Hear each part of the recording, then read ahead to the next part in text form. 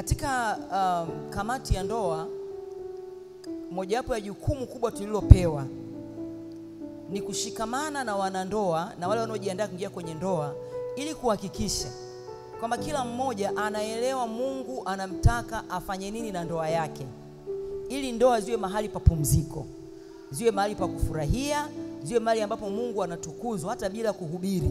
Yaani watu wakiwaangalia wanamuona Mungu, wanajua hivi ndivyo Mungu alivyosema. Paulo anasema enyi waume wapendeni wake zenu kama Kristo alivyolipenda kanisa. Kwa hiyo yani watu wakiangalia wanandoa, Mungu anataka iwe mwepesi kuelewa uinjilisti, kwamba kwa mnaponieleza kwamba Kristo ananipenda mimi, unamaanisha ni kama Catherine na Yohana wanavyopendana, kwa sababu hawa ndio wanaowaona. Kwa hiyo inakuwa ndoa za watu wa Mungu zinafanya uinjilisti pasipo maneno.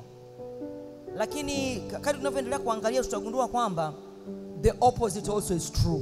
Yaani ndoa za watu wa Mungu zisipofanya kazi vizuri, ina maana tuko team shetani kumpa point ya kusema kwamba hamna Mungu alichokifanya cha maana, kinashindwa kuwa displayed, kinashindwa kuonekana na watu wake. Kwa hiyo Mungu anaweza akatukanwa kwa ajili ya ndoa. Sasa katika Mwanzo sura ya 2 mstari wa 18 pana andiko common. Mungu wakati anasema kwa habari ya Adam kwamba si vema mtu huyo awe peke yake, nitamfanyia msaidizi wa kufanana naye. Kwa hiyo ina maana Mungu aliassess uumbaji wake, akaona gap, akaona kuna kitu kina miss. Hawa wanyama wote, wadudu, kila mmoja ana mwenzake, lakini huyu yuko mwenyewe.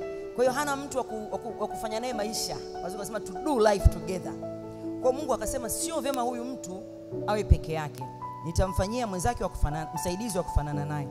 Kwa hiyo Mungu alimuumba mwanadamu akiwa na hitaji la ushirika, companionship. Hicho ndiko kina miss katika maisha ya Adam. Hakuwa na mshirika mwenza. Kwa hiyo Mungu aliona kwamba ni vema hawa watu wanaume wawe na mwenza anayeweza kuziba hilo pengo la upweke. Kwa hiyo lengo kuu la ndoa ni ushirika. Yaani mtu ambaye hauna reservation, hauna mipaka naye yoyote. Moyo kwa moyo, kichwa kwa kichwa, akili kwa akili, yani hakuna mpaka wowote. Hiyo ndiko lengo la Mungu la ndoa. Na mpango wa Mungu wa ndoa zetu ni kutupa ushirika, upendo, Pastor Eliza ameeleza vizuri, kusaidiana, usawa, baraka za watoto, kutawala pamoja, intimacy kwa maana ya tendo la ndoa na ukaribu wa ndani, kufurahiana, uhuru wa kuwa wazi bila kupretend. Sasa kila mmoja na kitu chake ambacho kwangu mimi ule uhuru wa kuwa wazi bila kupretend ni kitu kikubwa sana, big thing. Na nimegundua kwamba ndoa nyingi hicho kitu kina miss. Yaani mnaishi mume na mke lakini bado kuna reservation. Yaani kuna kitu huwezi kusema kwa sababu unaogopa. Kuna kitu huwezi kuuliza kwa sababu unaogopa. Unaogopa reaction ya mke wako, unaogopa reaction ya mume wako. Kwa hiyo tunapoongelea kuambatana, lazima ndoa zifike mahali ambapo hizo reservation hazipo, hiyo mipaka haipo, huo ukuta haupo. Mtu wangu ni wangu kwa 100%. Haleluya. Kwa hiyo Mungu, hamna mwanadamu anaweza kumpa mtu hicho kitu, haiwezekani. Kwa hiyo Mungu ambaye ni author wa ndoa ndiye ambaye anataka ndoa imtukuze yeye. Hamna namna itamtukuza kama ina mipaka. Kwa hiyo kwangu mimi habari ya kwamba watu inabidi waogope waume zao, huwa naona ni kitu ambacho si sawa. Kwa sababu kwenye darasa la transformation kuna somo lilikuwa lina miss madarasa ya zamani, somo la hofu. Hilo somo ni jipya, kuonesha kwamba mtumishi wa Mungu amepewa maono ya kwamba watu wa Mungu inabidi wakabiliane na hofu, kwa sababu Biblia inasema hatukupewa roho ya hofu. Sasa kama hofu zinaruhusiwa kwamba tumpinge shetani, hatuna hofu, tusiogope uchumi, tusiogope sijui na nini, lakini ni muogope mume wangu. Sasa hofu inakuwa ina sura mbili tofauti, which is not true, si ndio? Kwa hiyo kama kwenye ndoa kuna hofu, kuna lengo halijafikiwa la kuambatana. Amina jamani. Kwa hiyo mimi nishai kuambiwaga ambayo inanipa furaha, tunaonaga tu raha tu. Niwahi kuambiwa kwamba wewe ukienda kufundisha kwa vijana, wewe Pastor Naomi ukifundisha kwa vijana, mauchumba ya watu yanavunjika.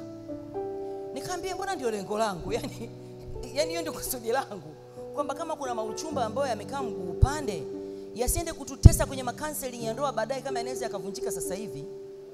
yavunjike, yatengenezwe upya kwenye misingi ya kimungu ya kibiblia, ili tuwe na ndoa ambazo hatutapata vikao vya kutosha. Na nielewa ndugu zangu, kwa mioga kidogo niko kama hivyo. Yaani mahali pa kuvuruga ili tutengeneze, bora tuvuruge ili tutengeneze. Badala ya kudanganyana tu kwamba kini ndoa ni nzuri, tunapendana, ni wakati tunajua kwamba tuna issues ambazo ni ngumu, ambazo wanandoa pia hawako tayari kuzishare, lakini wanasafa nazo. Kwa hiyo mama alipokuja na hii issue ya kuambatana, yani sisi tumeona kwamba tukapitalize hapo ili kuweza kuleta uhai mpya katika ndoa za watu wa Mungu ili waweze kufurahia maisha. Jamani, maisha ya kuwa single yana raha yake. Wangapi wanakubaliana na mimi? Yaani yana raha yake kwa sababu huwajibiki kwa mtu, huna maswali, unampenda Yesu, unaishi maisha yako. Lakini maisha ya kuwa umeolewa lakini kama uko single, kwangu mimi it's a no.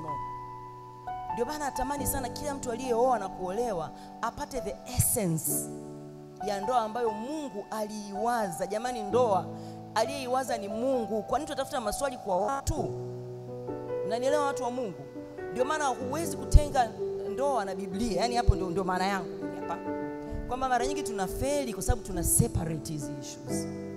Tunaona kwamba masuala ya imani tunahitaji neno, masuala ya uchumi tunahitaji neno, masuala ya deliverance tunahitaji neno, masuala ya ndoa sisi wenyewe tunajitosheleza. Haiwezekani. Kama umeokoka, neno linahitajika kila mahali ili kuweza kuwa na majibu. Vitu ambavyo tuna majibu navyo ambavyo tumevitengeneza wenyewe.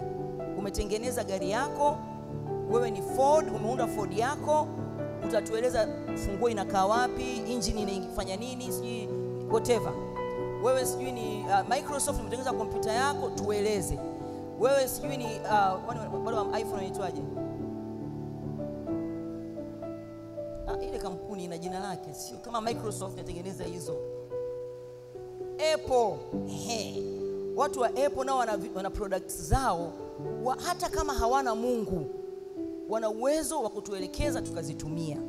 Ndoa katengeneza Mungu, haiwezekani majibu tuwe nayo sisi. Mnanielewa watu wa Mungu? Kwa ni lazima turudi kwa yeye aliyeona si vema huyu mtu awe peke yake. Sasa baada ya Mungu kumuumba Hawa, hakusema neno lolote. Alikuwa anasubiri feedback kutoka kwa yule ambaye katengenezewa mtu wake.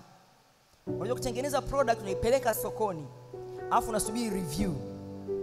Review zitakupa majibu kama imeeleweka au haijaeleweka. Kwa hiyo katika ile Mwanzo 2:24, wakati Adamu anaamka akamwona Hawa, akasema wow, huyu ni nyama katika nyama yangu na mfupa katika mifupa yangu.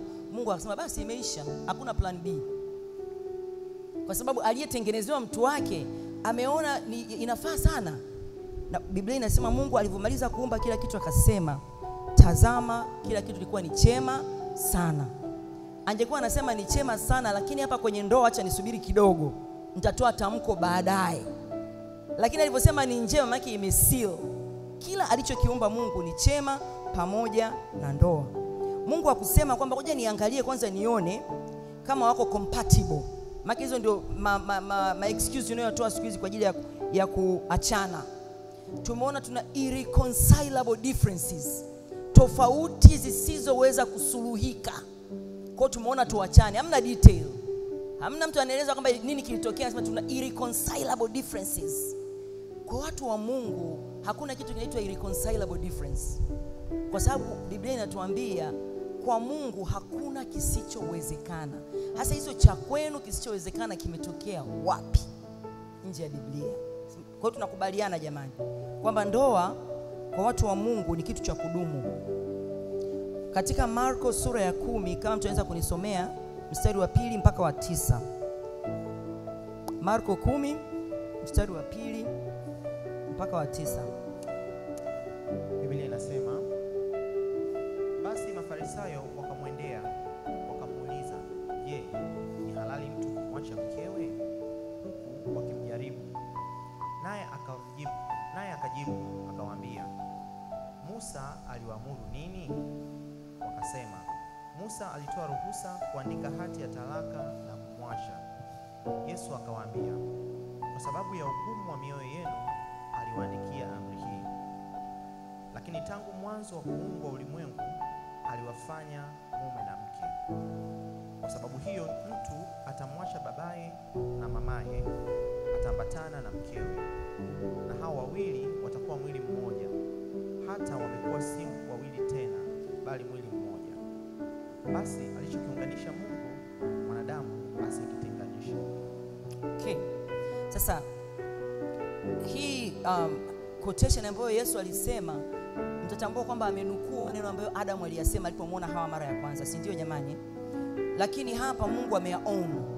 Yamekuwa ni yeye aliyesema. Kwa maana Mungu alisema ndani ya Adam, alimpa ufunuo aweze kuyasema yale maneno.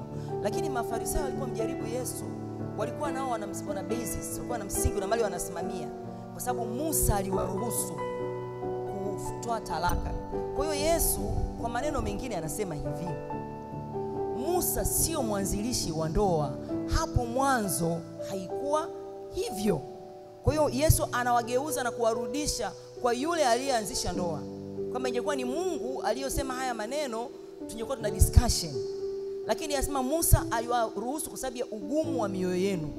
Watu hawana Roho Mtakatifu, kila siku wanakuja na kesi mpya, unaongoza mobu la watu sijui milioni 2. Huyu mke wangu leo kaunguza mboga, mke wangu leo sijui kafanya nini na nini. Musa akasema sikiliza, umemchoka, mwandikie talaka, msiniboe. Kwa hiyo ugumu wa mioyo yenu ndio ulifanya Musa akawapeni hiyo ruhusa ya kutoa talaka, lakini haikuwa hivyo tokea mwanzo. Kwa maneno mengine Mungu ameufunga huo mlango kwamba hakuna option. Akawaambia kabisa kwamba alichokiunganisha Mungu, mwanadamu asikitenganishe. Kwa hiyo unless cha kwenu hicho kimeunganishwa na mtu mwingine ambaye sio Mungu, lakini kama ni Mungu, manake agano la ndoa ni permanent. Nadhani hapo ndio mahali pazuri kuanza kuongelea kuambatana. Mimi wanawauliza wanandoa kwamba ni afadhali tutatue matatizo kulikoni tuachane. Kwa sababu ukiachana unakwenda kinyume na Mungu, unakutana na mikasa mingi mno along the way. Kwa hiyo ni bora tukubali tu, tuvalie njuga mambo yetu. Mbona matatizo ya fedha hatufanyi tuachane na kwenda kazini? Kwa jamani, yani shida hela zenyewe sina, nimefanya kazi miaka 10 sioni matokeo. Kwa mimi bwana, sifanyi kazi, sifanyi biashara, nakaa nyumbani. Nimedivorce kazi. Lakini matatizo ya uchumi tunapambana. Kwa nini ya ndoa hatupambani?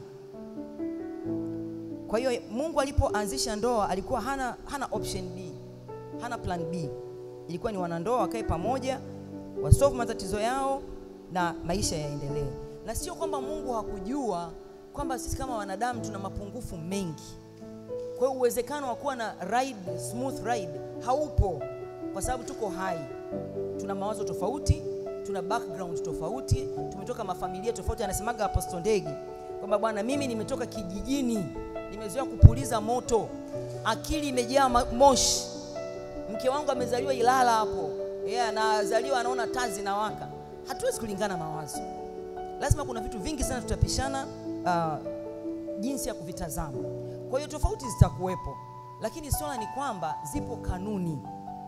Zile kanuni kila kitu kina kanuni, na kanuni ndio standard inayofanya mambo yaweze kwenda. Hata shirika liwe kubwa kiasi gani, kama NMB, benki kubwa, unawa manage vipi watu wote wale katika maelfu yao? Kama ukisema umsikilize kila mmoja, lakini kuna kanuni. Unaingia pale unaelezwa kanuni za kazi, ukizifuata upo ndani, hujazifuata you are out. Hamna muda wa kudili na kwamba sijui mimi mtoto wa mwisho, sijui mimi nilidekezwa, sijui nilizaliwa njiti. Hamna muda. Kuna kanuni tu hizi. Kama ulizaliwa njiti ukaja kufanya kazi NMB, ina maana umeziona kanuni, unaweza kuzifuata. Hamna kulia wala kushoto. Sasa kwa nini tukija kanisani tunashindwa kuzifuata kanuni ambazo tumepewa kufanya mambo yetu yaende? Na kwa sababu hiyo tunakwama kwenye maeneo mengi. Lakini namwamini Mungu, by the time tunamaliza leo, wengi tutakuwa tumeanza kuona nuru, kuona njia ya kupitia. Kwa hiyo kwa wanandoa ambao tumeokoka, ni busara kutambua kwamba taasisi ya ndoa inaongozwa na kanuni za Mungu, kanuni za neno la Mungu. Kwa hiyo mambo yanapokuwa magumu, yanapokuwa hayaendi, ambayo itatokea na inatokea na ni kitu ambacho ni cha kawaida katika maisha, lazima sisi ndio tujiulize tumepishana wapi na kanuni za Mungu, ili tuweze kurudi kwenye mstari wa kanuni maisha yaweze kuendelea tena. Lakini ukimgeukia mwenzi wako kwamba yeye ndio sababu na ndio sababisho, mara nyingi hauwezi kupata majibu. Bora kudili na kanuni, tukae chini, tutafute tulipoanguka, tugeuke turudi. Lakini tukianza ni wewe, ni ngumu sana kupata majibu. Mwenzi wako hawezi kuwa adui yako. Yaani mtu aliyekuchagua, yaani yule mwanaume wako uliye naye alikuchagua wewe. Wanawake walikuwa wengi na bado wako wengi, lakini alikuchagua wewe. Sasa huyo mtu hawezi kugeuka kuwa adui yako. Yaani mimi waga nakataa. Ana matatizo, yes, lakini sio adui yako. Na mke wako pia kukubali kuacha kwao. Mimi sijui kama watu wana attachment gani na kwao. Mimi nilikuwa na attachment kubwa na kwetu. Yaani nilikuwa nawapenda wazazi wangu kuliko ninavyoweza kukuelezea. Kiasi kwamba yaani nilifanya decision tu kwamba sitaolewa. Yaani kusudi nisije nikachanganywa. Siku kuna mume, siku kuna baba na mama, sitaki kuvurugwa. Yaani I was so loyal kwa baba yangu na mama yangu, sikutaka mchanganyiko. Umenielewa? Lakini hiyo jeuri ya namna hiyo Mungu alikuwa hana interest nayo. Kwa hiyo ibidi ani break ili niweze kumtumikia Mungu vile Mungu anavyotaka, sio kwa hizo akili ya nani, ya stubbornness. Kwa watu waliookoka kwenda kwenye ndoa, maana yake umefanya maamuzi magumu. Ndio maana Paulo alipotafakari sana akaona kulikoni nikajichanganye na hizi safari, mara leo niko Korinto, mara leo niko Tesalonike, si mara leo niko wapi, bora nibakie mwenyewe. Nisimkosti mke, nisimkosti mtoto. Nivurugane mimi na Injili na Yesu, tutawekana sawa. Kwa hiyo akafanya maamuzi ya kutokuoa, akaishi hivyo hivyo. Kwa hiyo swala la kutokuoa ukiliamua kutokea ndani ya moyo wako, nalo linakubalika, sio jambo baya. Mradi yote ni kwa ajili ya Injili jamani. Hiyo kwa ajili ya Injili. Ukiona kama wito wako unakutuma kwenda kwenye milima na mabonde na unaona ndoa itakuchelewesha, bora ubakie hivyo hivyo. Lakini ukiamua kuingia, angalia kanuni kwanza, elewa kwanza. Yaani ndio maana wale ambao wamekuja hapa hawajaoa na kuolewa, nimeona ni watu wa maana, kwamba twende tukasikilize hiki kitu ambacho walioko nje wanataka kuingia na walioko ndani wanataka kutoka, kanuni zake ni zipi hasa, ili tuweze kukaa huko ndani na kukaa kwa mwendelezo. Kwa hiyo Biblia ilivyosema kwamba ile kwenye mstari wa 24, kwa hiyo mwanamume atamwacha baba yake na mama yake na ataambatana na mkewe na hao watakuwa mwili mmoja. Hilo neno ni kubwa kuliko linavyoonekana. Mwalimu wangu mimi aliyenifundisha, alitutrain mara ya kwanza hizi counseling za ndoa na nini, alikuwa anasema kwenye Biblia hili andiko limeapia mara 5 au mara 4. Liko kwenye Mathayo 19 mstari wa 5, liko kwenye Marko 10 mstari wa 6 mpaka wa 8, ile ambayo tumeisoma muda sio mrefu, na kwenye Waefeso sura ya 5 mstari wa 31. Akasema hivi, ukiona kwa mfano mzazi wako anakupa maagizo, kwa mfano anasema, Winnie, nimemwekea baba chakula hapa na kwenda baba kanisani. Baba akija umpe chakula. Mama anaondoka, akifika hapo sokoni anarudi, anasema, Winnie, inawezekana ukunielewa, chakula cha baba nimekiacha hapa, mtu asikichukue. Akifika huko Amani anarudi tena. Ile ndiko limetoka mara 4. Kwamba Winnie, chakula cha baba nilipokiweka msikihamishe. Hakikisha baba akija unampa chakula. Akifika Tangibovu anarudi tena. Unajua hautaondoka pale chakula kilipo. Yeye anasema asije akapita paka, akagonga kisahani, mama amerudi mara 4 kuja kunipa haya maagizo. Hilo agizo linazingatiwa mno kwa sababu limerudiwa. Sasa huu mstari wa kwamba mwanaume atamwacha babake na mamake ataambatana na mkewe umerudiwa mno. Ina maana mkienda kidogo Mungu anasisitiza, mkienda kidogo Mungu anasisitiza, kwa sababu kwake ndio inashikilia ndoa, ndio moyo wa ndoa ulipo. Kuambatana sio nadharia, yani sio tu statement ambayo ni ya kufikirika, kwamba haya maneno mengine wanajisemeaga tu, lakini sidhani kama yanawezekana. Kuambatana ni kitu halisi. Kuambatana kunaanzia moyoni. Haiko namna tutaambatana kwa nje kama mioyo haijaambatana. Watu wanajitahidi kwa sababu hawajajua cha kufanya. Lakini unapoanzia moyoni hakuna struggle. inakuwa automatically mmeambatana.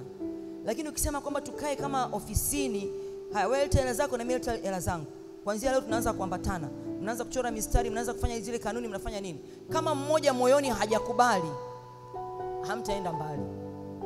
Kuna mahali patafika atatafuta njia mbadala ya kuleta mezani chache, kama Anania na Safira, na zingine akazitengenezea ka outlet kingine ambako hautajua, kwa sababu mioyo haijaambatana. Kwa hiyo wazo la Mungu linataka kwanza mioyo ya watu iambatane, na mambo mengine yote yatafuata automatically. Kwa hiyo kuambatana kama ni mafiga, ni figa la muhimu sana, ili ile sufuria ya ndoa au chungu cha ndoa kiweze kukaa na maisha yaweze kwenda. Pasipo kuambatana ni vigumu sana kwa ndoa yoyote kumtukuza Mungu. Matatizo na tofauti zinazotokea zikipewa fursa ya kuvuruga ndoa, kuambatana hakuwezi kuwepo na Mungu hawezi kuturuhusu. Kwa Mungu anataka ndoa ziwe kama alivyopanga yeye wakati anawaza ndoa. Wakati Mungu anafikiria ndoa hatukuwa naye. Yeye alikuwa na picha yake, na Mungu anataka hiyo picha ndio iwe picha ya kila ndoa, hasa za watu ambao wanamwamini Mungu. Mahali ambapo ndoa inaleta furaha ya kweli. Yaani furaha sio ya kufeki, sio ya kuonekana watu watuone na sisi tuko vizuri, sio ya Instagram, sio ya picha za kuposti tu Facebook, lakini inatokea ndani ya mioyo na watu wako comfortable na each other, wala hamna matatizo. Bwana Yesu asifiwe. Kwa hiyo sasa Mungu kama amesema lazima kuambatana, na tunashindwa kuambatana, ina maana hilo neno haliwezekani. Yaani kwamba amesema tu neno fulani ambalo hata mwenyewe Mungu alikuwa hamaanishi, kwa sababu anajua kwamba hili jambo haliwezekani. Ni kweli jamani? Hapana. Mungu hawezi kusema neno lolote ambalo hamaanishi. Kwa alivyosema kwamba mwanaume atamwacha babake na mamake wataambatana, Mungu alimaanisha. Sasa tuangalie maana ya kuambatana. Kuambatana maana yake kuipa ndoa yako kipaumbele cha kwanza juu ya mahusiano mengine yote isipokuwa Mungu.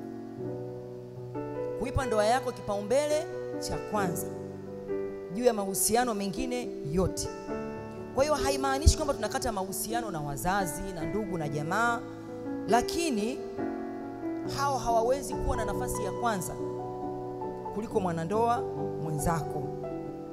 Kwa hiyo mara nyingine mtu uko so close na wazazi kiasi kwamba babako na mama yako bado wana sauti juu yako kuliko ni mume wako au kuliko ni mke wako au ndugu zako au viongozi wa kiroho au washirika wa kanisani, watu wa Mungu. Neno la Mungu liko very clear.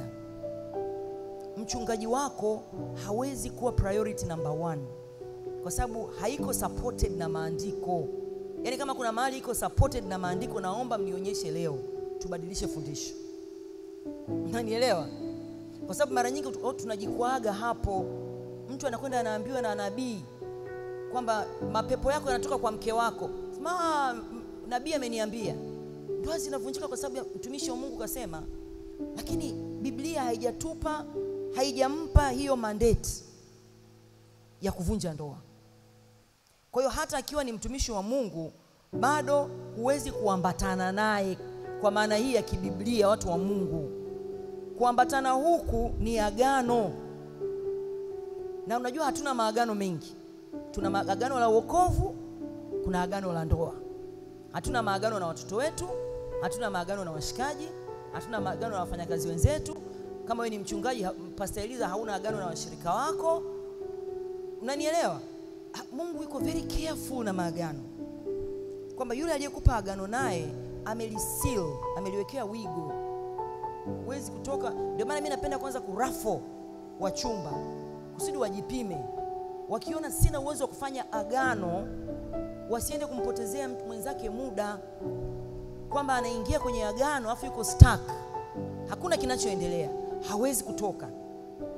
Umemvuruga afu umeondoka zako. Mimi nakumbuka zamani kule nilikokuwa nasali, nilikuwa na rafiki yangu akaolewa, na mimi nilikuwa mbali, nilikuwa nchi nyingine. Nikamwambia ningekuwepo kanisa zima lingenichukia, kwa sababu mimi nilishaona tofauti zenu. Hii ndoa yenu isingekwenda popote. Aidha mna solve matatizo kabla hamjaingia kwenye ndoa, kama hamia solve nilikuwa ninajua haya matatizo yataendelea. wakaoana, wakakaa kidogo, wakaachana. Kwa hivyo achana, sasa yule dada anampenda Mungu, kwa hiyo mpaka leo yuko mkubwa kuliko mimi umri wake, lakini bado amekaa na uchungu moyoni. Yule kaka alisha move on zamani, alirudi zake kanisa Katoliki, ameoa na watoto wakubwa tu wameshamaliza high school huko. Kwa hiyo kama watu wangefanikiwa kuvunja uchumba wao, wangekuwa wamemsaidia mmoja, akabakia katika Bwana, akapata mume katika Bwana, naye akawa na maisha yake, badala ya kuishi katika uchungu. Kwa hiyo ni muhimu sana kuhakikisha kwamba ukishaingia, jamani, simamia agano. Usifanye kitu ambacho mwenzako hakubaliani nacho simply kwa sababu mtu mwingine ambaye sio yeye kasema, unless hicho kitu ni dhambi. Amina jamani. Kwa hiyo ndoa ina kanuni ambazo sio rahisi kama tunazirahisishaga, lakini sio rahisi hivyo, lakini ni neno la Mungu, lazima tuziheshimu ili sasa tuweze kuanza kuvuna matunda. Yale mambo ya kufake Valentine, huku watu jana wamelia usiku kucha, kesho yake unakuja na bonge la ua la kumsilence, lakini moyo una bleed vile vile, hamna kilichofanyika. Kwa baada ya muda maua yanakaa hapo, yananyauka na moyo wake, maisha yanaendelea. Lazima uwepo uhalisia. Amesema Pastor Eliza tuwezi kucelebrate ndoa tarehe 14 February na siku ya birthday yako.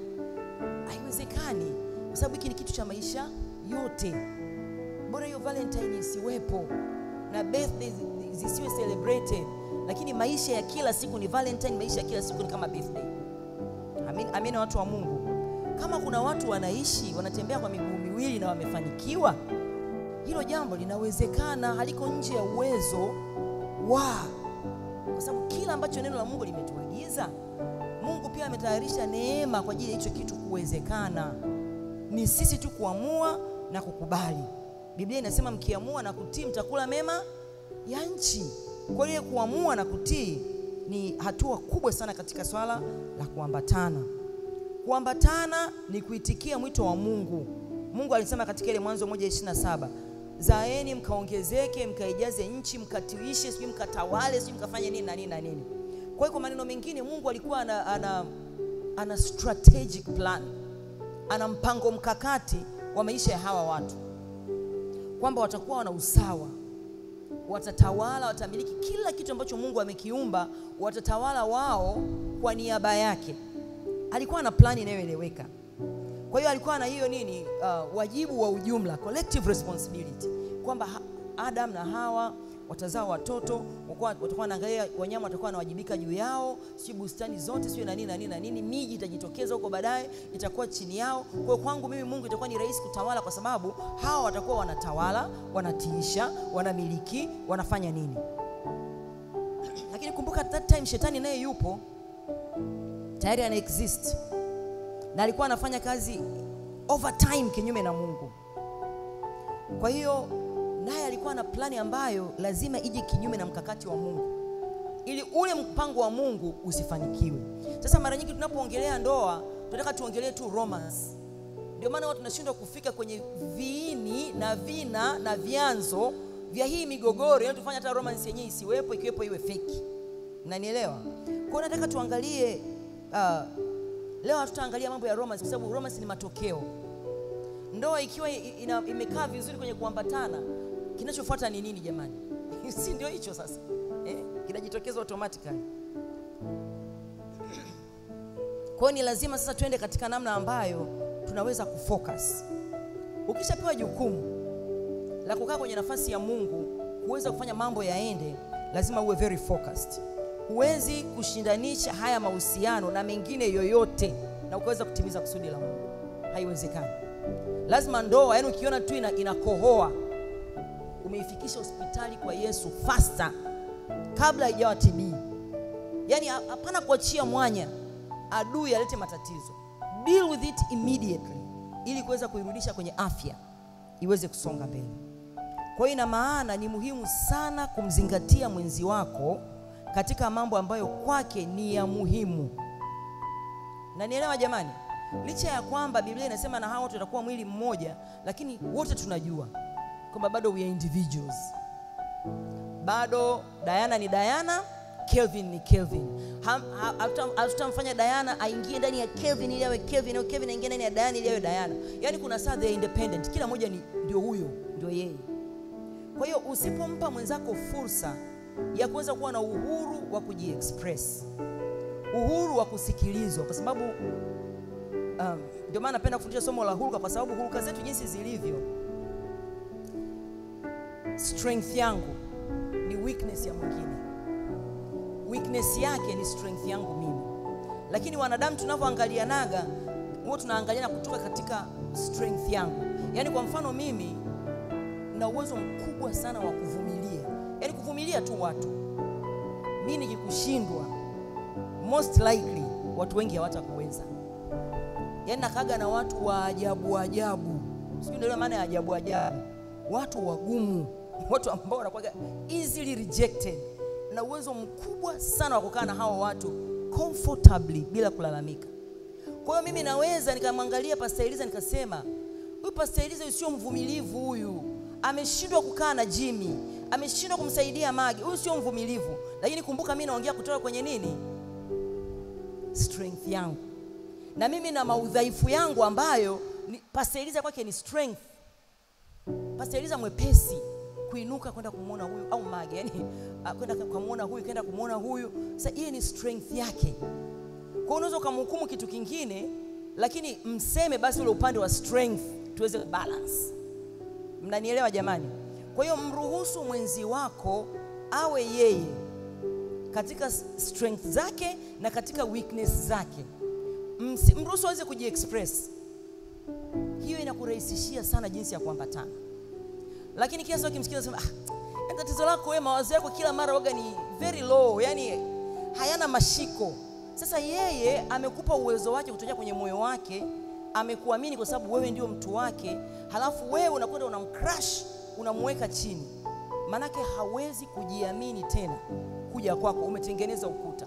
Hapo kuambatana mtakesha. Kwa sababu inayoambatana ni mioyo. Sio kwamba kila mahali tumeenda tumeshikana mikono. Kuna watu wengine hulka zetu sio za kushikana mikono, sio wengine hatuko hivyo. Mioyo imeambatana, ulipo nipo. Lakini sio kama sio nitakushika mkono, sio hizo la vidavi kama za Pastor Keti, sio za kila mtu. Hiyo ni hulka. Unaweza kama kuanza kuigiza hapo ukafanya bonge la kituko. Wewe mwenyewe unajisikia vibaya na mtu wako naye anajisikia vibaya. Sio hulka yenu, unanielewa? Lakini mioyo imeambatana kabisa. Kwa hiyo kwangu mimi ndoa ni comfortability. Unanielewa? Where you are very comfortable to be yourself. Yaani mahali ambapo mimi ni mimi, umenielewa? Kama mimi unanichukulia kama mimi, cha kunisaisha utanisaisha, kwa sababu ya msaada wa Roho Mtakatifu nitajirekebisha, nitakubali kushuka, nitakubali kujifunza, lakini otherwise I am me. Yaani sikuolewa kwenye ndoa kwenda kubadilishwa kuwa mtu mwingine, ila kwenda kuwa molded, kuwa mtu bora zaidi. Sio kama unaiona tofauti. Nilisema hapa kwamba nilikuwa napenda wazazi wangu. Mimi nyumbani kwetu mimi ni mtoto mzuri. Kila familia yangu ina mtoto mzuri. Mimi ni mtoto mzuri. Ina maana sijawasumbua wazazi wangu kabisa. Kwa hiyo sijai kufokewa, kuchapwa, kutua tashtiti za namna mbalimbali, kwa sababu na submit kirahisi sana. Yaani kitumwa nafanya nilikuwa natumwa. Kwa sababu nakwenda haraka. Yaani mtu ambaye kituma anaenda, huwa mara nyingi anaonewa, kutumwa. Kwa hiyo kwetu hakukuwa na, unaweza kumwambia babangu kwamba sijui Naomi sio akafanya nini, utafanya kazi sana kumconvince. Kwa sababu nyumbani kwetu ni mtoto mzuri. Sasa mtoto mzuri kwenu. Nakumbuka kwenye kitchen party ya Mage nilimwambia maneno haya anayomwambia sema sasa hivi. Kwamba unaweza kuwa mtoto mzuri kwa mama yako, lakini ukisha olewa huyu mtu mipaka inaondolewa, kuta zinaondolewa. Kuna mali babako na mamako hawawezi kufika. Huyu mtu anafika. Huyu atauona udhaifu wako. Unanielewa? Kwa mara ya kwanza Robert ananiambia kwamba Naomi, no Naomi, hii haiwezekani. I was like, what? Who is this? Naye ananiambia mimi this is wrong and this is right. Mtoto wa mzee Msoko sijai kuambiwa wrong na right. Nimenyooka tu najiona. Robert, hii haiwezekani. Baada ya muda nikaanza kufikiria kwamba ndio maana Mungu alikuwa anataka sana niolewe na mimi nilikuwa sitaki. Nilikuwa nataka tu kuwa msela na exist tu. na uhuru wangu wa kufanya ninachotaka muda naotaka. Lakini Mungu ndio hiyo alikuwa anataka kuivunja ile independence, kwa sababu Mungu anataka mtu anayeweza kumsikiliza ili aweze kubadilika. Ukiwa very strong headed na independent, hata kazi ya Mungu unakuwa ufai kwa kazi ya Mungu. Kwa hiyo Mungu alihakikisha, yani naolewa haraka iwezekanavyo. Si unaelewa maana haraka iwezekanavyo? Nimeokoka tu ndani ya mwaka mmoja nishaolewa. Kwa sababu Mungu alikuwa anataka kuhakikisha ananivunja haraka mno kwa kutumia ndoa. Chuma hunoa chuma. Unanielewa? Ukielewa vizuri kienda kwenye ndoa, yeye unatoka dhahabu safi. Ile jeuri yako yote utana na mtu mwingine ambaye anasema kwamba hii haitawezekana. Hii itawezekana. Ukitaka kufanya hivyo basi nenda mwenyewe, unakumbuka natakiwa kusubmit, unarudi unasubmit. Ndio unabadilika hivyo. With time ndio unabadilika, unakuwa kitu bora kwa ajili ya Bwana. Haleluya wana wa Mungu. Kwa ni lazima kumruhusu mtu awe kama alivyo, lakini ndani ya mipaka ya ndoa na ndani ya mipaka ya neno la Mungu. Usimlemee. Wanawaambia watu, kwa mfano, vijana wengi sana wanapenda soka jamani. Wanapenda, ni mashabiki wa timu fulani. Nani ni mashabiki hapa wa football? Wa timu fulani. Tunu shabiki wa Simba at least najua Tunu shabiki wa Simba. Apostle Ndegi shabiki wa Yanga, angalau tunajua. Baba yetu shabiki wa Yanga. Simba, Mage Simba. Mage una bahati. Pastor Jimmy naye Simba. Hamna ligi ndani ya nyumba. Wale watu wanaopenda mpira ni ngumu sana kuwazuia kuangalia mpira. Kweli au sio kweli jamani? Kwa sasa kama umeolewa na mtu anayependa kuangalia mpira, lakini we uelewa wako wa kuambatana ni kwamba tu ukae tu hapa na mimi kila saa, si umeanzisha ugomvi? Kwa sababu utamfanya awe hana raha na kukaa hapo. Amekaa physically, lakini kila akisikia huko moyo uko kule. Hasa huyu mtu mruhusu aende akaangalie mpira. Atarudi tu, hata lala huko. Kwa hiyo unampa space. Hiyo space mimi ndio naoipendaga. Yaani mimi ningeolewa na mume wa bampa tu bampa ulipo nipo, ningeteseka sana. Kwa sababu napenda space. Na kuna watu wengine ambao hasa watu ambao sio wasemaji sana. Kuna saa unapenda space. Yaani tu mtu akuache tu na utulivu. Yaani hauongei kama unasoma kitabu, unasikiliza muziki, lakini una utulivu. Lakini ukiwa una mke ambaye kila saa anaongea, sasa mbona unijibu? Mbona unisemeshi? Yana, mbona unisemeshi? Yaani nimekaa muda wote umekaa, lazima muelewane. Mkishafahamiana unajua kwamba kuna muda ambao anahitaji kuachwa tu awe na space. Amina jamani.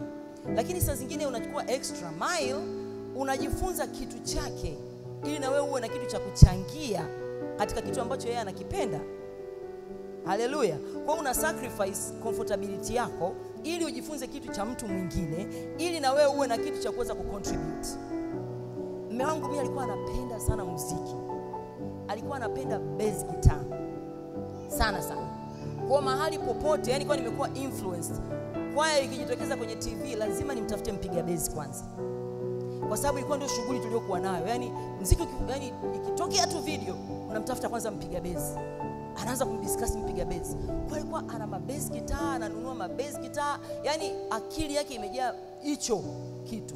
Kwa ikabidi na mimi nijifunze, niwajue wakali wa bass guitar duniani wanaopiga kwenye gospel, wakali wa bass guitar yuko tu huko maduniani wanaopiga huko na kina Michael Jackson, sio na kina nani, as long as wanapiga bass guitar, ili niweze kuwa na contribution kwenye discussion.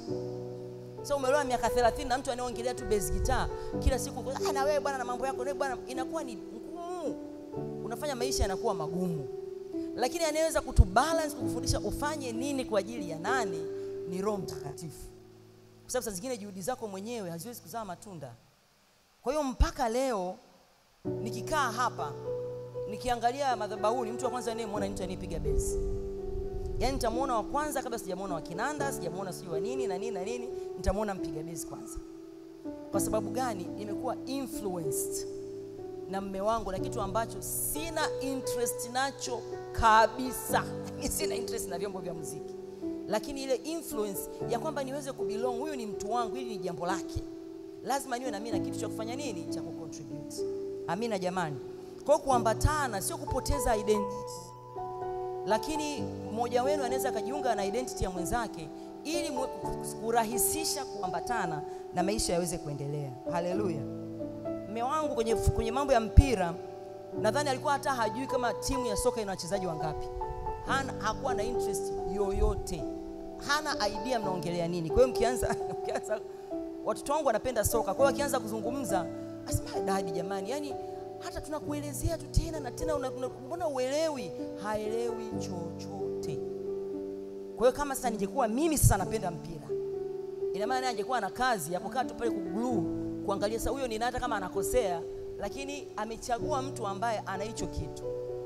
Ukiamua kwenda kinyume na hicho kitu, kama kipo ndani ya moyo wa mtu, itakuwa ni ngumu sana kuambatana kwenye maeneo mengine. Bora tu ukae kimya, anapoangalia mpira wewe umekaa tu pale unakunywa soda au unachora au si unafanya kitu gani, lakini usimdiscourage kwenye kitu chake unless kinamtoa kwenye ibada. Kama kinamtoa kwenye ibada, hiyo inakuwa ni shughuli nyingine. Haleluya, watu wa Mungu. Kwa kuambatana lazima iwe ni kipaumbele katika maisha ya wanandoa. Na kuambatana kunaondoa ubinafsi. Habari ya kwamba gari langu, nyumba yangu, watoto wangu inaanza kuwa wetu. Mpaka wazazi wanakuwa wetu. Kwamba kila mmoja anakuwa na wajibu sawa kwa wazazi. Mnawasaidia au mnawasupport sawa sawa na jinsi ambavyo wenyewe wawili mmekubaliana, ili wazazi nao wabarikiwe na kile ambacho sisi walichokitolea jasho. Pastor Eliza ameeleza vizuri sana. Waweze kuona matunda. Isiwepo namna yote ile ya kuwasahau wazazi. Wao sio sehemu ya agano, lakini wana nafasi yao kubwa ambayo Mungu amewapa katika maisha yetu. Haleluya. Na kuambatana maana yake mnapanga mambo yote kwa pamoja na kupata nafasi ya kuongea na kuyaombea. Sio kwamba kuna mengine unapanga na group langu la WhatsApp la watu tuliosoma nao kila kala mwaka 1980.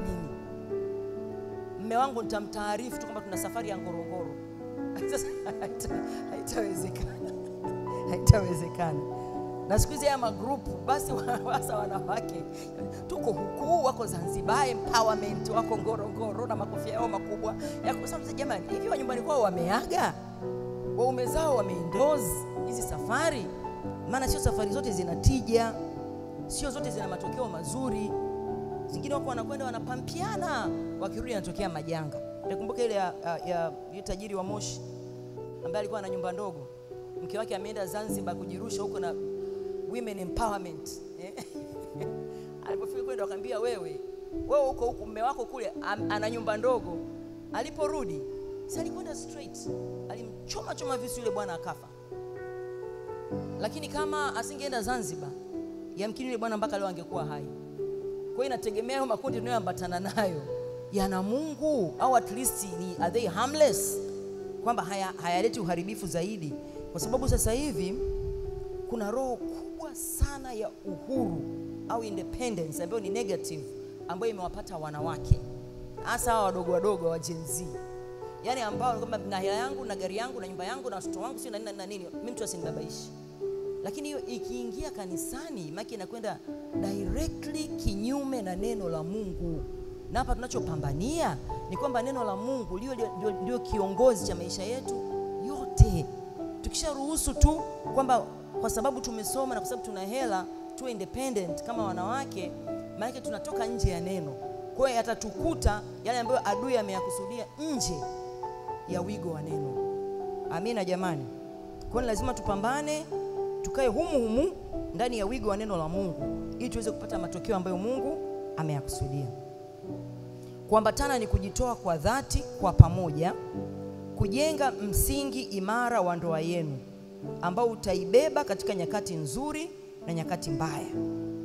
Kwa sababu nyakati mbaya pia huwa zipo, na pia kusababisha ukaribu wa kweli, true intimacy, na pia kuaminiana. Pastor Eliza ameeleza vizuri sana kwa habari ya simu kwamba ukiona watu waliookoka wana wasiwasi na simu, kuna kitu kikubwa ambacho hakijatokea kwenye hiyo ndoa au kimetokea nje ya neno la Mungu. Kwa sababu mimi sielewagi kwa ndani ya simu ya mtu wa Mungu kunaweza kuwa kuna nini. Labda nyewe wanandoa mnisaidie. Mimi sio mwanandoa. Nyewe wanandoa mnisaidie kwamba kunaweza kuwa kuna nini kwenye simu ya mume au ya mke aliyeokoka ambacho kinanifanya niogope kuigusa simu yake kwa sababu nisije nikazimia moyo. Ukishaona kipo, maana tatizo sio ndoa, tatizo ni uhusiano wa mtu binafsi na Mungu. Sasa uhusiano wa mtu binafsi na Mungu huwezi kuumend kwa kuleta malumbano ya yale uliyoyaona ndani ya simu. Hiyo ligi inakuwa ni kubwa. Amina jamani. Hiyo sio ligi daraja la 4. Hiyo UEFA mtumishi. Hiyo ligi kubwa. Inahitaji msaada wa Mungu mwenyewe. Amina jamani. Amina. Kwa hiyo kuambatana ni kujidhabihu. Ni kulipa gharama inayotokana na upendo wa kweli ili kuupata moyo wa mwenzako.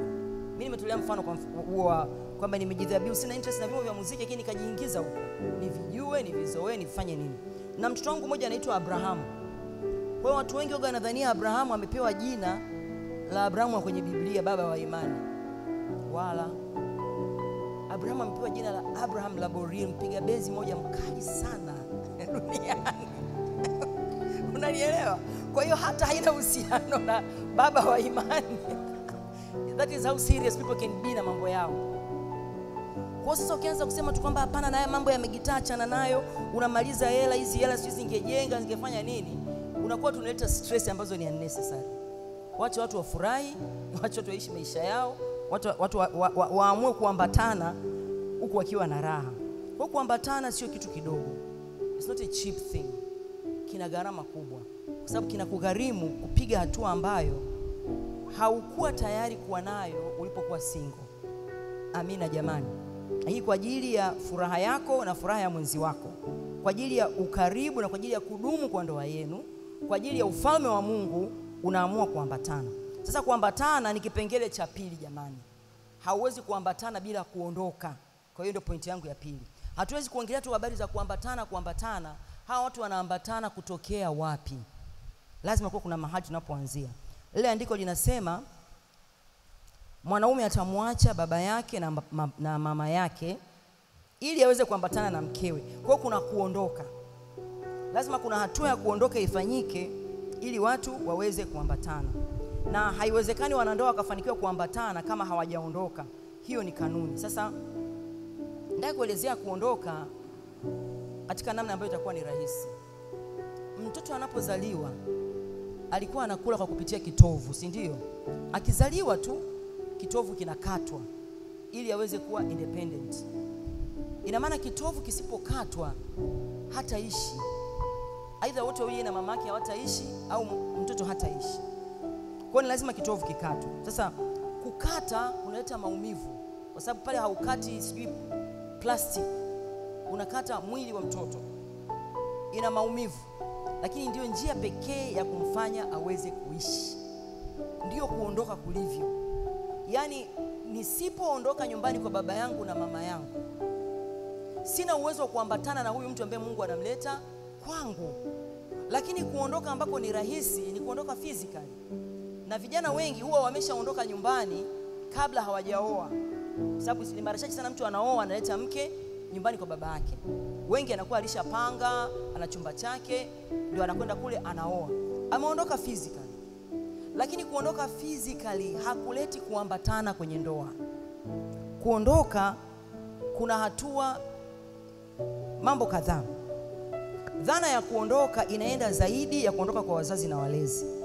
Inahusisha pia watu wengine au vitu ambavyo tulivizoea lakini havitusaidii katika kuambatana na wenzi wetu. Kwa hiyo concept nzima ya kuondoka, mwanaume ataondoka atamwacha babake na mamake, ina extend sio tu baba na mama na mambo yao, mila zao, desturi zao. Kama imani yao haikuwa imani ya kumwamini Mungu wa wokovu, ina maana hata dini ya babake na mamake ataachana nayo, ataondoka ili aweze kuambatana na mwenzi wake. Kila kitu ambacho umekuja nacho kutoka ulikotoka, ambacho kinakuzuia kuwa close na mume wako au mke wako, lazima uondoke kwenye hicho kitu. Nimetolea mfano mzuri sana wa mpira. Mpira unapochukuliwa kama part ya entertainment inaweza kuwa fun. Lakini mpira unapoanza kuchukua nafasi ya mke au nafasi ya mume, unageuka kuwa ibada. Inabidi mtu atafute namna ya kuondoka. Amina jamani. Kwa hiyo inaweza kuwa ni kitu kizuri lakini hakiwasaidii kuambatana. inabidi kuondoka. Waafrika tuna mila za makabila mbalimbali. Inawezekana Watanzania ni wazuri kwa sababu tunaoana cross makabila. Yaani tunapokutana ni mara chache sana vijana wataulizana kwanza we kabila gani. Watapendana kwanza, mambo ya kabila yatafuata baadaye. Labda wakati wa mahari. Ndio Watanzania tulivyo. Nyerere ametuchanganya mpaka tunaanza kupoteza identity za makabila. Kuna nchi zingine kabila ni muhimu mno. Mtuku utakuwa shahidi. Kenya you don't just marry, do you? Uoi tu. Simlokole yule pale mchungaji. Lakini muulizeni kama mke wake ni kabila jingine. Mtuku, mke wako kabila jingine?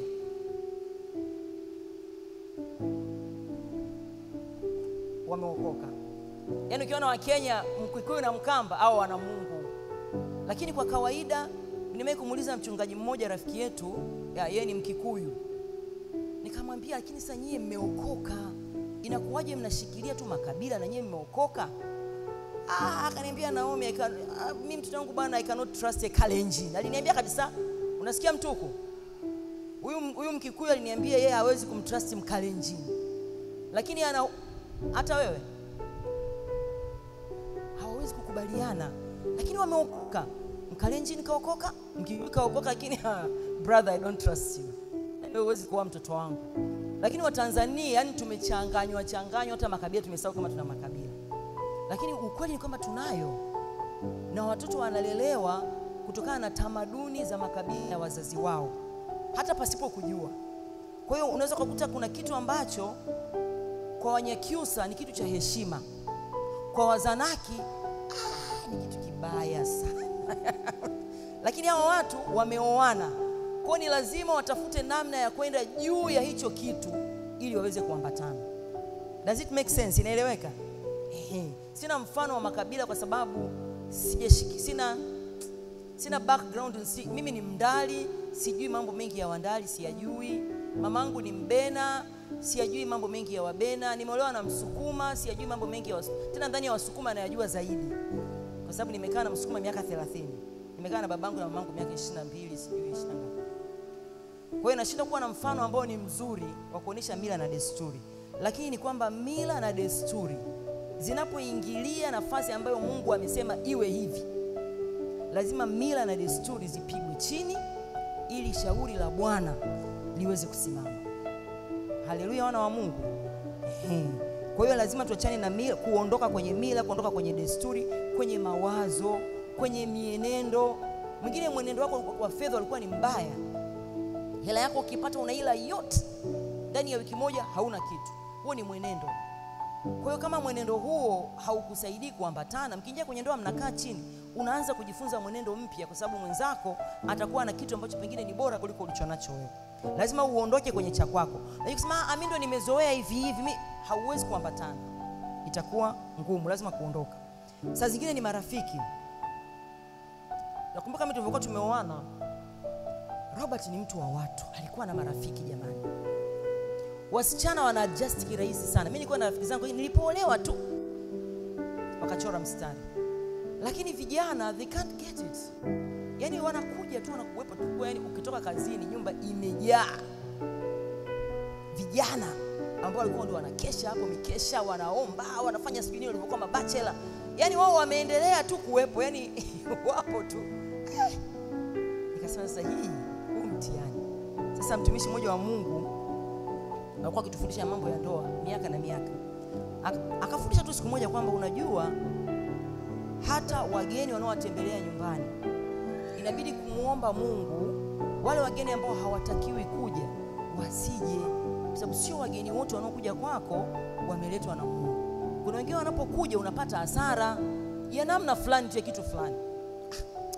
Tukaambiana na Robert, sasa si ndio haya mambo tuombe sasa ili wageni ambao sio wa Bwana wasije. Maana unaweza mkaplan kwamba jamani, hebu tukae tutengeneze budget ya mwezi. Basi hiyo budget itachukua mwezi mzima, hamna muda. Yaani muda haupo. Kutoka kazini saa 11 tunakuta washikaji washafika, tunakaa na tia story mpaka saa 6 usiku. Siku madaladala shida, utakapata madaladala wataenda, watakaokosa watalala, mnaamka nao asubuhi. Mkija tena kesho washikaji wengine. Kwa hiyo mambo hayaendi, hamna plan. Tukamuomba Mungu. Yaani unajua walikata ghafla, lakini wakawa hamna. Kwa sasa ndio muda sawa kukaa kuanza kuplan. Kwa sababu zingine ni muhimu kumhusisha Mungu kwenye kila jambo. Mseme tu sisi ni wakarimu, sisi ni wakarimu. Kama ukarimu una cost kuambatana, ina maana hiyo gharama ni kubwa zaidi, kwa sababu hili ndio agano, hawa sio agano. Mnanielewa watu wa Mungu? Kwa sababu zingine inakaa kama ukatili fulani, lakini ili kitu cha Mungu kiweze kuleta ile raha na comfortability ambayo tunaitaka, lazima tulipe gharama. Haleluya wana wa Mungu. Kwa hiyo kuondoka pia ni kuondokana na ile hali ya independence. Nimejeleza mimi nilivyokuwa independent katika mambo mbalimbali. Kama huduma, kwa sababu kwa walokole lazima tuanze na huduma. Mipango, uchumi, jinsi ya kuendesha maisha, malezi ya watoto, ni mambo ambayo lazima yafanyike kwa kuambatana. Sasa ukianza kusema unamwambia mke wako, mimi bwana ni huduma yangu ulinikuta nayo. Unaanza kutengeneza a rift ambao utapata shida sana kuiziba. Yaani huduma haitakiwi ifanyike kituko, iwe shetani ilete uharibifu, imfanye mtu aikatae ile huduma. Lazima kuna namna ya kumfanya aje on board, aje awe pamoja na wewe, mfanye hiyo huduma. Hata kama yeye haifanyi physically, lakini mawazo yako yuko pamoja na wewe, anakusupport fedha, anakuombea, anakutia moyo ili huduma iweze kwenda. Lakini ukifanya huduma ni kitu chako peke yako, mume wako hausiki, kuna mahali mnaweza pakatokea mpasuko. Ndio wale mama wachungaji wanazungumzaga apostle, kwamba unakuta mama mchungaji kama mchawi, yuko kinyume na wanawake wote kanisani, yuko kinyume na mabinti kanisani, yuko kinyume, kwa sababu mume wake hajamshirikisha hiyo huduma. Yaani wewe kaa nyumbani, ombea sadaka, pokea wageni, lakini hana chochote, hana sehemu katika hiyo huduma. Kwa hiyo anairesent, anaiona ndio inayomchukulia mume wake, hakai pale nyumbani, ndio inayomfanya mume wake wanahusika na wanawake wengine huko, lakini nyumbani hatumuoni. Kwa hiyo mama na watoto wana team up kuichukia huduma, kwa sababu mama na baba hawajaambatana kwenye hiyo huduma. Hiyo ni very important kwa watu waliookoka, kwa sababu shetani anajua hawezi kuwajaribu kwenye uzinzi, hawezi kuwajaribu sijui kwenye fedha, watakuwa wakaiba, wakasema uongo. Anatumia vitu vyetu wenyewe ambavyo ni kwa ajili ya ufalme wa Mungu, atatumia hivyo. Kwa lazima tuwe makini sana tunavyo run huduma as a couple. Usiibuke tu bila kumwomba Mungu na kumhusisha mwenzi wako awe sehemu ya kitu chako. Watu waliokaa hivi muda mrefu wanajua Robert hakuwa mwalimu, hakuwa anafundisha. Mimi nilikuwa nafundisha zaidi kuliko yeye, lakini part and parcel of my ministry. Yeye anakuwa yeye ameshaomba labda siku 3 kwa kabla, mimi tunapuyanga, yani amenishikilia huduma yangu. Kwa hiyo ananiambia tunaenda Naomi, yani nishakuomba, I got your back, all is well, wewe nenda kafundisha. Kwa hiyo mambo yanaenda, sio kwa sababu mimi ni mwalimu tu mzuri, na kwa sababu nilikuwa na mtu anayesimama pamoja na mimi kwa moyo wake wote, na kuniambia kabla sijaenda kufundisha, kama leo angekuwepo angeniambia hebu nisomee somo lako, kwa sababu yeye ni mwalimu by profession. Kwa ananiambia hebu nisomee somo lako, nataka nione kama kuna holes zote ambazo nataka uzizidi. Kwa hiyo nitamsemesha somo langu, nitalisoma. Atasema Naomi, ukitumia mfano huu mfano haufiti kwenye hiyo point, uhamishie kwenye point ya 3, kwa sababu unaendana na. Kwa hiyo part and parcel of my ministry. Hatuwezi kukosana kwenye huduma hata siku moja. Lakini ukiamua kama mimi ni huduma yangu, mimi ndio Bwana alioniita, mimi ndio niliyepewa upako, mimi ndio nilifanya nini na nini. Kumbuka ndoa ni agano, huduma sio agano. Usije ukasahau. Ndoa ni agano, huduma sio agano. Sio agano. Huna agano na huduma. Huduma ni karama. It's a gift ambayo kila mtu aliyeokoka amepewa karama fulani. Kuna mwingine hana karama ya kufundisha, hana karama ya kuimbisha, lakini ana karama ya kukirimu watu mlangoni. Hamna anayemuona, lakini ndio karama yake. Na Biblia inasema Roho wa Mungu hutoa kadri apendavyo Roho yeye yule. Kwa hiyo huwezi kusema kwamba unaharibu ndoa kwa sababu ya huduma. Hapana, haiwezekani. Lazima tupambanie huduma tuweze kuambatana. Kwa hiyo kwa uchache, hiyo ni habari ya kuondoka. Tunaondoka sio physically tu. Tunaondoka mawazo. Tunaondoka utaratibu. Tunaondoka mipangilio. Yaani mimi siwezi kupanga mambo ya nyumbani kwangu kama mama alivyokuwa akipanga mambo ya nyumbani kwake. Hiki ni kitu kipya. Yaliyo mema tutayabeba, ya kwetu wenyewe tutayadjust, tutatengeneza kitu chetu wenyewe. Kwa sababu hii ni new unit. Haleluya, wana wa Mungu. Nataka nitoe mfano wa kuambatana. Naomba kama naweza kupata couples 3. Couples 3. Winston na Faraja. Nani wengine wanaweza wakaja? Wewe kama uko tu na mume wako, wewe njoo tu. Nataka ziwe 3. Maukis. Mauki alikuwa anaangalia kule, nishakuona, njoo na mke wako. Afu yes. Hey. Sasa tufanye hawa hapa ni wazazi. Hawa hapa ni wazazi wa nyie ndio wanandoa. Yes, simameni pale. Yes, simameni hapa. Njoni hapa karibu. Sasa hawa hapa ni wazazi wa Faraja. Faraja njoo. Hawa ni wazazi wa Winston.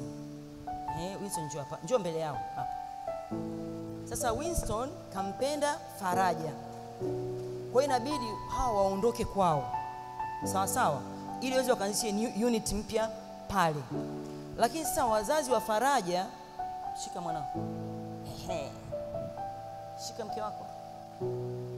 Kwa hiyo hawa wamemwachilia kijana wao. Winston ameondoka. Kama Biblia inavyosema, mwanaume ataondoka. Winston ameondoka, lakini ameondoka ili ambatane na Faraja. Sasa anza kumvuta Faraja, mje hapa mwanzishe nyumba yenu. Lakini Faraja kashikamana na mama yake na baba shika mkeo. Kwa hiyo simameni hapo. Kwa hiyo sasa hawa wanashindwa kutengeneza unit yao wenyewe, kwa sababu kila wanachopanga na Winston, Faraja aenda kushare na mama yake. Halafu ameniambia eti mshahara wangu nao niwe namuonyesha. Mama anasema, amesemaje? Yaani ufanye kazi mwezi mzima afu muoneshe mshahara. Kwa hiyo huyu anaanza kuficha. Sasa mke wangu leta hela mezani basi tu plan. Anapata 50,000 na 30,000. Kwa sababu gani? Kwa hiyo hii ndoa haiwezi kuwa stable, never. Kwa sababu pasipo, sio physically, lakini hawa wako humu, wako kwao, lakini pia wako hapa. Kwa hiyo ndoa haiwezi kusimama. Lakini wale kule wamemwachilia kijana wao, amekwenda, anarudi tu kwa ajili ya ushauri kama kuna ushauri, na akirudi anarudi na mke wake. Lakini huyu akija huko ana sneak. Anakuja baba, halafu baba mke wangu anaomba hela. Kwa sababu msikubali, yani hauwezi kwa mnyewe mnafanya kazi. Kwa hiyo hii ndoa ina control hii hapa. Kwa hiyo kile Mungu alichosema wanaume atamuacha babake na mamake, ataambatana na mkewe. Lazima hawa waondoke jumla. Mnanielewa? Kwamba ile unit sio hawa na hawa sio hawa. This is an independent unit. Lazima waanzishe mambo yao wenyewe. Waondoke sio tu kwamba wamehama wamejenga mkoa mwingine, lakini na mawazo pia. Tulivyokuwa tukifanya nyumbani kwetu, sivyo tutakavyofanya kwetu. Au kama kuna jambo zuri tutaliiba, tutajifunza, lakini haina maana kwamba lakini mama yangu na babangu walikuwa hawafanyi hivyo. Mimi kwetu haikuaga hivyo. Hawawezi kuambatana. Huu mgogoro. Amina watu wa Mungu. Mungu awabariki. Asanteni. Kwa hiyo lazima kitovu kikatwe. Kila mmoja awe independent ili maisha yaweze kufanikiwa. Sasa Biblia inasema wataondoka, wataambatana, watakuwa mwili mmoja. Mwili mmoja ni swala la tendo la ndoa. Na tunajua kuna migogoro mingi tu ya kutosha kwenye hili eneo. Mara sitaki, mara kunyimana, si mara nini na nini. Kwa kuwa mwili mmoja ni kitendo cha thamani ya ajabu kwa Mungu. Na Mungu amekiwekea raha na furaha ya ajabu kama kikifanyika alivyokiumba na alivyokusudia. Lakini pia amekiwekea wigo kwamba kifanyike katika mipaka ya kiagano. Amina jamani. Kwa hiyo ni kizuri, lakini it's not for everyone, kwa sababu Mungu amekiweka exclusively for married people. Ikitoka tu nje ya ndoa kinaanza kuja na uharibifu, kwa sababu haikuwa mpango wa Mungu. Kwa tendo la ndoa linatumika kuweka muhuri kwenye agano la ndoa ili kumtambulisha mume kuwa mali ya mke na mke kuwa mali ya mume, sio tu machoni pao lakini pia machoni pa Mungu. Yaani Mungu ndio analiona hivyo. It's a seal. Nilikuwa najaribu wakati tunajiandaa nikakumbuka mfano wa Yakobo na Lea na Raheli. Kwamba japokuwa Yakobo hakumpenda Lea, lakini alipolala naye tu akawa mke wake. Ina maana kama angemuona before angeweza kudispute kwamba mimi sio huyu. lakini alipolala naye tu kwa mila zao, basi amekuwa mke wake. Kwa anamsagia meno, lakini ndio ishatoka. Na Raheli angependa awe analala na Raheli, lakini Raheli sio mke wake, kwa ibidi aingie katika mchakato wa miaka mingine 7 ili aweze kumpata. Kuonesha kwamba jamani, hii swala la tendo la ndoa sio tu jambo rahisi kama unaweza kulifanya anyhow, lina gharama. Haleluya. Na Mungu ameliwekea tendo la ndoa maelekezo maalumu, kwa kuwa ni kitendo kinachohusisha mtu kuutoa mwili wake, moyo wake, akili zake kwa mtu mwingine, a total stranger. Mtu anajifunua utu wake kwa mtu ambaye ni mtu mwingine, sio yeye. Kwa ni lazima kifuate utaratibu wa kimungu, na ndio maana kikienda ndivyo sivyo kinaletaga maumivu mabaya kwenye mioyo ya wanandoa. Ukiambiwa mke wako amecheat, yani watu wanataka kupata kichaa. Kwa sababu gani? Kwa sababu ya ile thamani ambayo Mungu ameipa tendo la ndoa, kama ni exclusive with only 2 people waliopo kwenye agano la ndoa. Kwa mimi nimetafakari nikaona, unajua ni mfano wa ibada. Huwezi kuwa umeokoka afu kaabudu Mungu mwingine, si ndio yani kwamba ibada tunayoitoa ni exclusive for Jehovah God. Huwezi kusema kwamba lakini nimeona kwamba unajua hata Allah naye ni Mungu, naye ni Mungu. Yani haiwezekani ibada ya Mungu wangu mimi iwe pia ibada ya Mungu mwingine. Ndivyo ilivyo tendo la ndoa. Yani haiwezekani uzito Mungu aliyoupa hiyo tu ni kwa ajili ya huyu na ya huyu na ya huyu, haiwezi kuja bila gharama. Itakuja tu na uharibifu mahali fulani. Kwa ni lazima tujitoe kuhakikisha kwamba tunaiprotect, kwa sababu ikienda kinyume na hapo inamtia Mungu hasira, inamuudhi, kwa sababu sicho alichokusudia. Sasa Mungu amefanya hivyo ili lisiingiliwe, lisichafuliwe, lisiruhusu uharibifu na mashambulizi kwenye taasisi ya ndoa, kwa sababu Mungu anaitegemea sana taasisi ya ndoa kwa ajili ya mambo mengi anataka kuyafanya katika ufalme wake. Kwa hiyo hataki ivurugwe. Na tendo la ndoa linatumika kushikamanisha mioyo ya wanandoa ili waweze kupendana kwa viwango vya Mungu. Licha ya yote wanayoyapitia, yawe magumu, yawe marahisi, yawe maskini, yawe matajiri, lakini mioyo yao imeshikamana kwa sababu ya tendo la ndoa. Haleluya. Tendo la ndoa linategemea upendo wa karibu na wa kipekee, kila mmoja akimjali mwenzie kuliko anavyojijali yeye. Sasa shetani akiyajua hayo yote, ndio maana akaona kwamba aweze kuwahi kabla ile jambo alijamletea madhara. Yani asisubiri sijui watu wazaliane waongezeke, zoezi litakuwa gumu. Kwa akaanza mapema tu, wako watu 2 tu duniani. Akaona sasa ati Mungu kamwambiaje tena? Amesema msile. Yani akaona nikidili na hawa watu mapema, yani nitakuwa nimekamata wote watakaofuata baada ya hapo. Na alifanikiwa. Sio kwamba kufanikiwa, alifanikiwa. Alipoweza kumdanganya Adam na Hawa, dhambi ikaingia. Sisi tunazaliwa nayo. Kwa alifanikiwa kwa eneo kubwa sana. Sasa ile trick aliyoitumia then ndio anaitumia mpaka leo kwenye ndoa. Ndio maana tukakaa kwenye kamati tukaona kwamba hebu tuwe kwanza mbele ya mambo ya romance na nini, tunaenda mbele mno, mbele ya syllabus. Hii syllabus inabidi ianze mwanzo. Watu wasipomuona shetani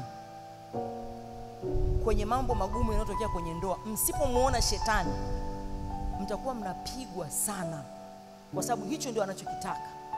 Yani anataka usimuone, yani kama transparent hivi. Akija anawachokoroa. Yani mimi Yohana siwezi tena kukaa naye. Umeshawahi kwa mama Apostle, mimi mme wangu 1 2 3, mimi mke wangu 1 2 3. Shetani anawasubiri tu kwa sababu hamjamuona bado.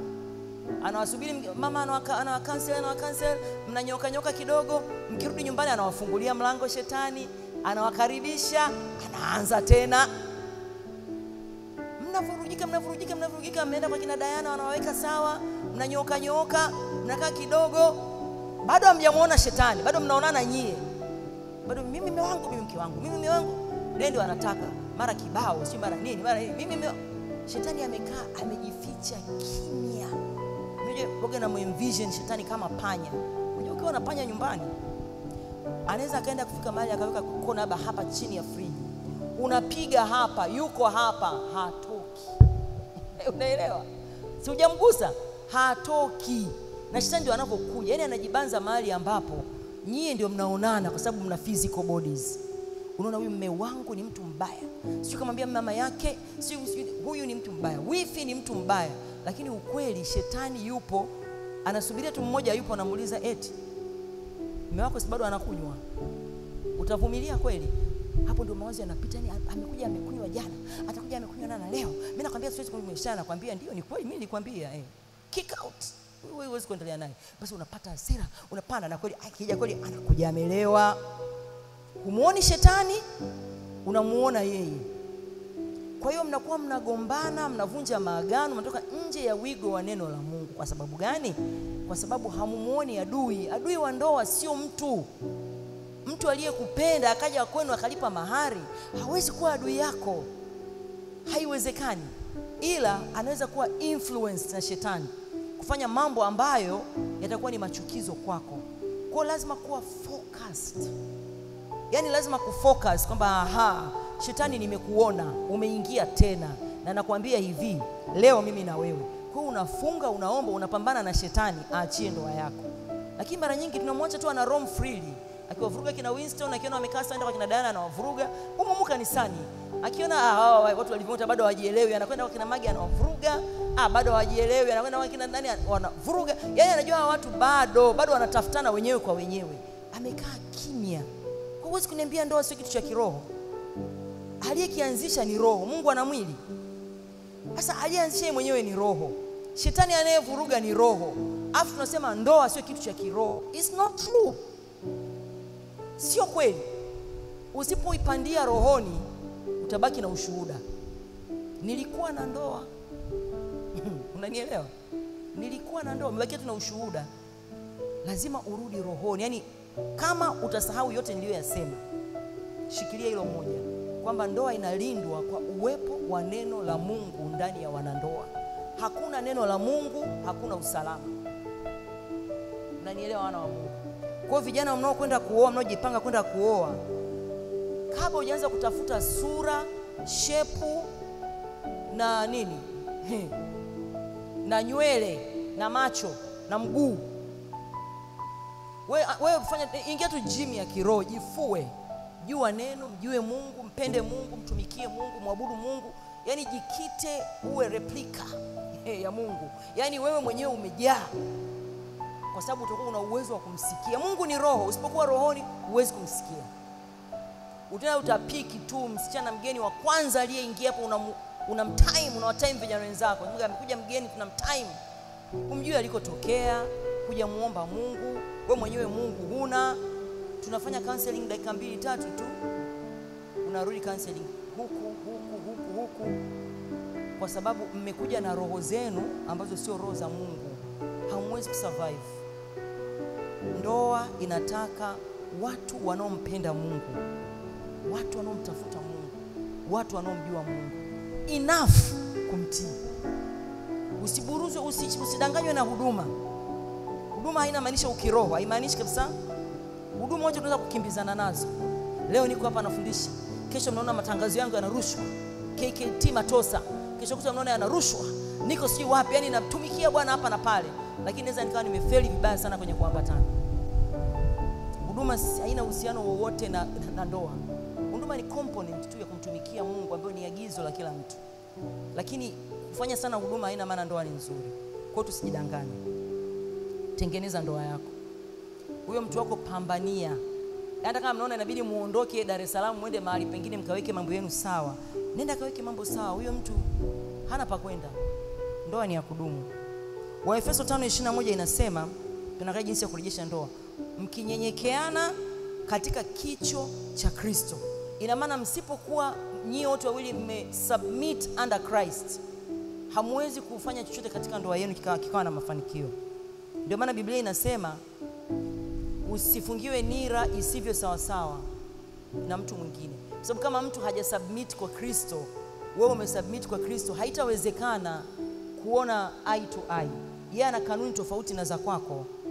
Nilikuwa naongea na mtu wangu mmoja, ananielezea kadri anavyomcancel mtu kwa neno la Mungu, huyu mtu naye anamletea clips zingine, anamtumia clips za neno za Mungu za kumsaidia, naye anamtumia clips nyingine za kanuni tu za huko duniani, kwamba ukishakuwa mtu wa namna hii, yani wewe ndio uko hivyo hivyo. Kwa hiyo huyu anamletea za Mungu, huyu anamletea hizi zingine, kwa sababu hawajasubmit chini ya Mungu mmoja. Kila mmoja ana utaratibu wake. Kwa lazima tusubmit chini ya Kristo. Lazima tutambue kwamba ndoa nyingi haziridhishi mioyo ya wanandoa. Yaani hatutaki tujidanganye. Ndoa zetu ni nzuri, sema amen. Basi tuna smile amen. Wakati tunajua kabisa nina reservation moyoni, sina uhuru, sina transparency, Lazima tuwe na maarifa ya Biblia. Biblia inasema watu wanaangamia kwa kukosa maarifa. Lakini pia tujue kwamba uumbaji wa Mungu wa Adam na Hawa ulikuwa ni kitu cha thamani kwake, kwa sababu aliweka ndani yao nguvu ya kurani mambo yote hapa duniani. Kwa hiyo ilikuwa ni fursa ambayo Mungu amewapa ya ushirika wa kweli na yeye. Usipokuwepo watutoboi watu wa Mungu. Shetani amedhamiria kuvuruga, lakini akikuta msimamo mlionao ndani ya Mungu, hata kama mmenuniana, kuna mahali pa kuanzia. Lakini akikuta mmoja amedharasa, mimi kama nilivyo natoka, kwanza wanawake wako wengi, yani tayari inaonyesha kama huyu mtu hajamjua Mungu anavyotakiwa kumjua. Lazima tutambue kwamba kanuni za neno la Mungu tunazotumia kwenye mambo mengine ndio hizo zinatumika kwenye ndoa pia. Kwa yale maandiko yote yanayohusiana na ndoa, sio ndoa inaheshimiwa na watu wote na hawa wawili watakuwa mwili mmoja. Yaani lazima iwe ni sehemu ya maandiko ya wanandoa, kuyasoma, kuyatafakari na kuyashika, ili yule ujumbe ambao Mungu anautaka ukae ndani ya mioyo yetu, uweze kuzalisha vitu vyema. Lakini pia tutambue kwamba Mungu yuko tayari kutusaidia. Hili jambo sio la kwetu peke yetu. Mungu yuko tayari kutusaidia kuziokoa ndoa zetu kama zina matatizo, lakini pia kuzirejesha zile ambazo zina struggle, ili ziweze kufika pale ambapo yeye alikusudia. Biblia inasema kwenye waraka wa kwanza wa Yohana sura ya 3 mstari wa 8, kwa kusudi hili mwana wa Adamu alidhihirishwa ili azivunje kazi za ibilisi. Kwa hiyo mwana wa Adamu alidhihirishwa kuvunja kazi za ibilisi popote, ikiwa ni pamoja na kwenye ndoa.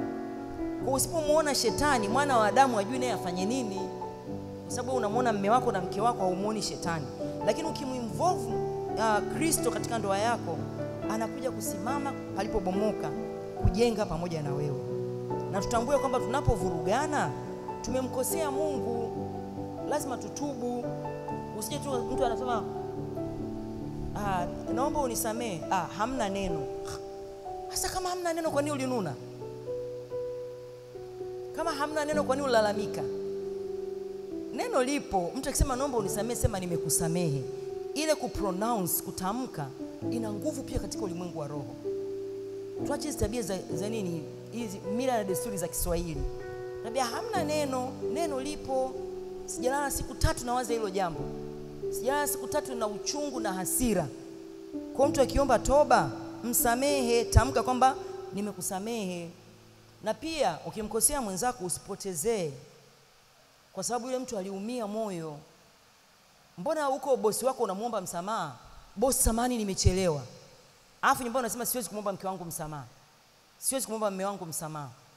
Shetani ndio anakuamalia hapo hapo, yes, tena usikubali kumwomba msamaha. Kwani yeye nani bwana? Kunaona mambo hayaendi, lakini milango ambayo tunakuwa tumeifungua. Kwa maisha ya ndoa ya watu waliookoka yanahitaji uhusiano wetu na Mungu uwe hai. Tuishi sasa na ile Marko 12 kwamba mpende Bwana Mungu wako kwa moyo wako wote, roho yako yote, akili zako zote. Tumpende Mungu kwa kumaanisha tuwe na bidii katika Mungu, tukue katika kumjua. Usiridhike na kiwango ulichonacho. Na furahi sana nikiona watu wachungaji kama Magi alirudi darasani, sasa muona Pastor Keti karudi darasani, Pastor Yohana kamaliza darasa, na mimi nafikiria kuingia darasa lijalo. Yaani kuna mahali unafika unaona unatakiwa kujifunza tena, kujifunza upya. Hamna mwisho katika kumjua Mungu. Usipomjua Mungu, milango mingi inakuwa wazi kwa ajili ya mashambulizi ya ndoa. Kwa ile nguvu yetu ya kiroho ndio inayolinda ndoa, ndio inafanya watu waweze kuambatana, kwa sababu una uwezo wa kushuka, una uwezo wa kunyenyekea, una uwezo wa kuomba msamaha, una uwezo wa kukubali watu usiowapenda wa familia nyingine, na ukawafanya wakawa ndugu zako na ukawashikamana nao na mambo yakakaa sawa. Kwa hiyo mambo yanayovuruga ndoa za waamini mara nyingi sio makubwa, huwa yanaanza kidogo kidogo. Hata shetani alipokuja kwa Hawa hakuanza na mambo makubwa. Mungu muongo, yeye Mungu kawadanganya, muongo. Aliwaambia tu anajua tu kwamba mkila mtakuwa kama yeye. Hakutumia maneno magumu ili yamshtukie. Kwa hiyo akaanza kusema unajua inawezekana ni kweli. Wakaanza kuconsider possibility. Kwamba unajua inawezekana ni kweli. Na kwenye ndoa gani hivyo hivyo? Vitu vidogo vidogo tu. Binadamu wiki asiku mbona unaacha mlango wazi? Nimwambia ukiingia funga mlango, ukiingia funga mlango. Ameacha tena. Funga mlango, ameacha. Kumbe kwao milango ilikuwa inaachwa wazi. Amelelewa mahali ambako milango haifungwi. Kwa hiyo hajazoea, ni kitu kipya. Unaweza kama huyu mwanaume jeuri. Kila siku anambia funga mlango afungi. Hajazoea. Kwa hiyo unaanza kununa nika kitu kadocho. Ni mlango tu. Yaani Mungu atakuwa anaona bora muoe huo mlango usiwepo, lakini ndoa yenu iwe salama. Ili msigombanie mlango, lakini yeye wenyewe mbakie salama. Kwenye wimbo ulio bora sura ya 2 mstari wa 15. Kuna mstari unasema tukamatie mbweha.